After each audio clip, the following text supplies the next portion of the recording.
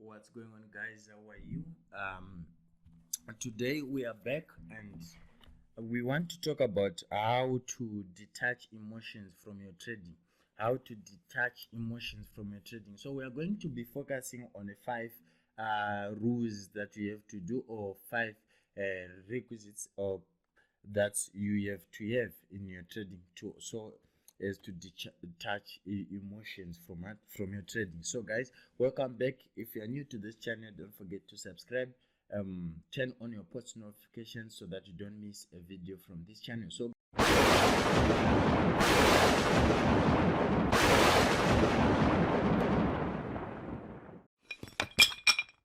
what we want to do today is a little bit different. So number one, you have to have 5 things. So you start from number 1. You have to have what you call a good point of interest. So this might be an order block. This might be a demand and supply zone. This might be support and resistance, whatever it is. This might be a quarter point or anything. You have to have a good point of interest. You don't have to do that thing of let's say, for example, we have this point of interest, right?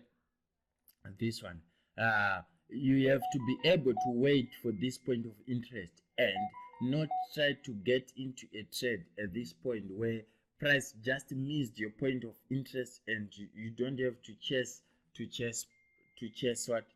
price. You have to wait for price to get in the zone and trade away from that zone. You understand? As you see, from that point, this point, price came into the zone and traded away from that zone. So you have to have a good point of interest. So let me just give you all the points so that I can explain each and every one as we go while you have them. So you have to be able to set your entry limit. Let's say you have your rules clearly set out. Let's say, for example, your rules goes like this. You have to find a good point of interest. Let's mark this one where you have rules that govern your choosing of the point of interest. Let's say, for example, you want to see a break of structure. That's number 1. Number 2, you want to see an aggressive move back to the zone. Number 3, you want to see a steady retracement, right? So number 1, you have a good point of interest. Then number 2, you have to be able to set your limits. Why set limits? Guys, you have to know that when you are trading, right, emotions does play with your mind sometimes, or play with with how you make decisions and stuff. So you can be able to enter a trade in this zone, a sell when price get there, or you can miss it. So the right thing to do is to set your limit just below this zone and wait. So in setting your limits, you have to make sure that you have a very good broker, so that you don't have to be moving your limits are not manipulated.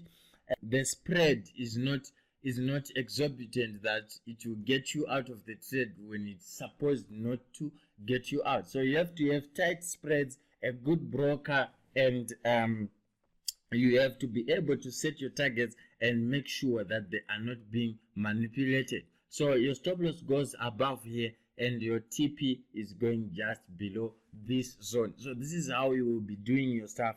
And number 2, you have to be able to, as I said, set your limits. So why do I emphasize on setting limits each and every time?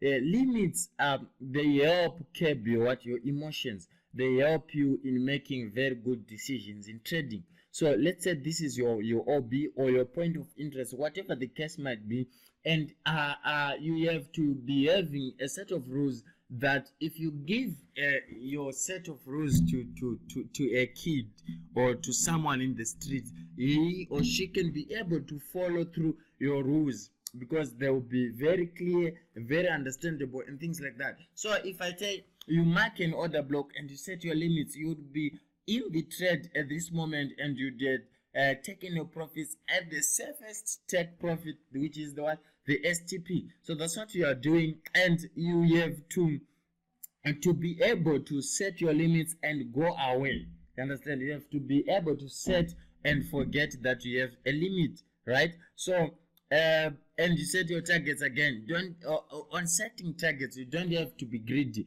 Let's take this for example. That maybe you had marked this as your point of interest, right? So instead of you going all the way and setting your target maybe at this point, you just have to set at the nearest high here. So this is not being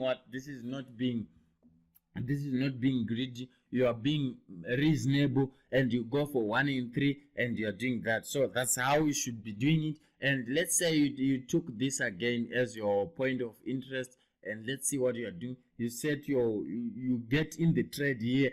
Your take profit should not be very far. It should be at the next low, right? So you are going for 1 in 2. That's absolutely okay, and that's what you are doing. And you have to be able to move away from the charts. Don't be entering your trades and be babysitting your trades all day. You have to be able to go out and do something else while your trades are moving, or while you are waiting for your entry to be executed, or you are waiting for the broker to get you into the trade. So when you set limits, it's the job of the broker now to get you into the trade, and not babysit your trades as you watch the price move. So you have to find a hobby and be able to think long term. What do I mean by thinking long term? You are not looking at getting into a trade every day. You are patient, and you are waiting for your trade. You can even set your limits on Monday and be executed into a trade on Thursday, and wait and get into the trade for the long term. So that's what you are doing, and that's how we are looking at it. So guys, if you have anything that can help us detach our emotions from our trading, let me know in the chat box, let me know in the comment section, and let's continue the discussion. What do you think we can do to detach ourselves from emotions of trading? Let's continue the discussions and trade what you see.